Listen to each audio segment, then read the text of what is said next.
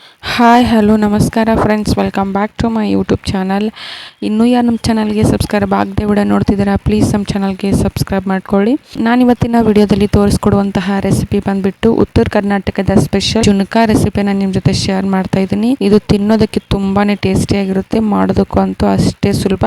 ಹಾಗಾದರೆ ಹೇಗೆ ಮಾಡೋದು ಅಂತ ತೋರಿಸ್ಕೊಡ್ತೀನಿ ಬನ್ನಿ. ಮೊದಲಿಗೆ ಒಂದು ಪುಟ್ಟ ಮಿಕ್ಸಿ ಜಾರ್ಗೆ ಒಂದು ಹಿಡಿಯಾಗುವಷ್ಟು ಹಸಿ ಕೊಬ್ಬರಿನ ಕಟ್ ಮಾಡಿ ಹಾಕ್ಕೊಂಡಿದ್ದೀನಿ. ನಂತರ ಒಂದೆರಡು ಹಸಿರು ಮೆಣಸಿಕಾಯಿ, ಬೆಳ್ಳುಳ್ಳಿ, ಕೊತ್ತಂಬರಿ ಸೊಪ್ಪು, ಕರಿಬೇವು ಸೊಪ್ಪು ಹಾಕಿ ಇದನ್ನು ನೀಟಾಗಿ ಪೇಸ್ಟ್ ರೀತಿಯಾಗಿ ಮಾಡಿ ಇಟ್ಕೋಬೇಕಾಗತ್ತೆ.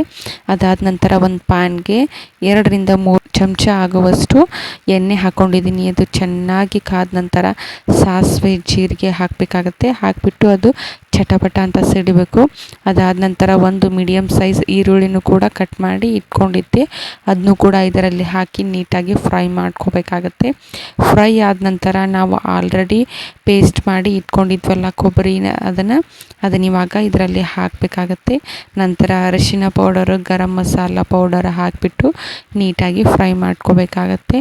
ಅದಾದ ನಂತರ ರುಚಿಗೆ ತಕ್ಕಷ್ಟು ಉಪ್ಪು ಮತ್ತು ಬೆಲ್ಲವನ್ನು ಹಾಕ್ಕೋಬೇಕಾಗತ್ತೆ ಮತ್ತು ಹುಣಸೆಹಣ್ಣಿನ ರಸನೂ ಕೂಡ ಹಾಕ್ಕೋಬೇಕಾಗತ್ತೆ. ಹಾಕಿಬಿಟ್ಟು ನೀಟಾಗಿ ಫ್ರೈ ಮಾಡ್ಕೊಳ್ಳೋಣ. ನೋಡಿ, ಇವಾಗ ನಾನು ಕೂಡ ಫ್ರೈ ಮಾಡ್ಕೊಂಡಿದ್ದೀನಿ. ಅದಾದ ನಂತರ ಸ್ವಲ್ಪನೇ ನೀರು ಹಾಕಿಬಿಟ್ಟು ಮಿಕ್ಸ್ ಮಾಡಿ ಇದನ್ನು ಇವಾಗ ಕುದಿಯೋಕ್ಕೆ ಬಿಡಬೇಕಾಗತ್ತೆ. ನಂತರ ನಾವಿಲ್ಲಿ ಅದು ಕುದಿಯೋಕ್ಕೆ ಸ್ಟಾರ್ಟ್ ಆದಮೇಲೆ ನಾವು ಬಜ್ಜಿ ಮಾಡ್ತೀವಲ್ಲ, ಬೋಂಡ, ಅವನ್ನೆಲ್ಲ ಆ ಹಿಟ್ಟನ್ನು ತೊಗೊಂಡ್ಬಿಟ್ಟು ನೀರಲ್ಲಿ ಮಿಕ್ಸ್ ಮಾಡಿ ಒಂದು ಲಂಪ್ಸ್ ಇಲ್ಲದ ಹಾಕಿ ನೀಟಾಗಿ ಮಿಕ್ಸ್ ಮಾಡಿ ಇಟ್ಕೋಬೇಕಾಗತ್ತೆ. ನೋಡಿ, ಇವಾಗ ನಾನು ಕೂಡ ಮಾಡಿ ಇಟ್ಕೊಂಡಿದ್ದೀನಿ. ಈ ಕಡೆ ಇದು ಮಸಾಲನೂ ಕೂಡ ಚೆನ್ನಾಗಿ ಫ್ರೈ ಆಗ್ತಾಯಿದೆ. ಈ ಟೈಮ್ನಲ್ಲಿ ನಾವು ಇದನ್ನು ರೆಡಿ ಮಾಡಿ ಇಟ್ಕೊಂಡಿದ್ವಲ್ಲ ಹಿಟ್ಟನ್ನು, ಅದನ್ನು ಕೂಡ ಇದರಲ್ಲಿ ಹಾಕಿ ಒಂದು ಸ್ವಲ್ಪನೂ ಕೈ ಬಿಡದೇನೆ ನೀಟಾಗಿ ಸ್ಪೂನ್ ಸಹಾಯದಿಂದ ನೀಟಾಗಿ ಮಿಕ್ಸ್ ಮಾಡ್ಕೋಬೇಕಾಗತ್ತೆ. ಲೋ ಫ್ಲೇಮ್ನಲ್ಲಿ ಇಟ್ಕೋಬೇಕಾಗತ್ತೆ ಗ್ಯಾಸ್. ಆವಾಗಲೇ ಇದು ತಳ ಹಿಡಿಯುವಂಥ ಚಾನ್ಸಸ್ ಇರುತ್ತೆ. ಅದಕ್ಕೋಸ್ಕರ ಒಂದು 5 ನಿಮಿಷಗಳ ಕಾಲ ನೀಟಾಗಿ ತಿರುಗಿಸ್ಬಿಟ್ಟು ಇದನ್ನು ಲಿಡ್ ಕ್ಲೋಸ್ ಮಾಡಿ ಒಂದು 5 ನಿಮಿಷ ಬಿಟ್ಟರೆ ಇದು ರೆಡಿ ಆಗುತ್ತೆ. ತುಂಬಾ ಸಖತ್ತಾಗಿತ್ತು.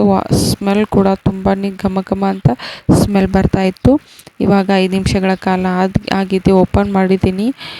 ಸ್ವಲ್ಪ ಕೊತ್ತಂಬರಿ ಸೊಪ್ಪನ್ನು ಹಾಕಿ ನೀಟಾಗಿ ಮಿಕ್ಸ್ ಮಾಡಿಕೊಂಡು ಸರ್ವ್ ಮಾಡಿಕೊಂಡ್ರೆ ತುಂಬಾ ಸಖತ್ತಾಗಿರುವ ಉತ್ತರ ಕರ್ನಾಟಕದ ಸ್ಪೆಷಲ್ ಜುನ್ಕಾ ರೆಸಿಪಿ ರೆಡಿಯಾಗುತ್ತೆ.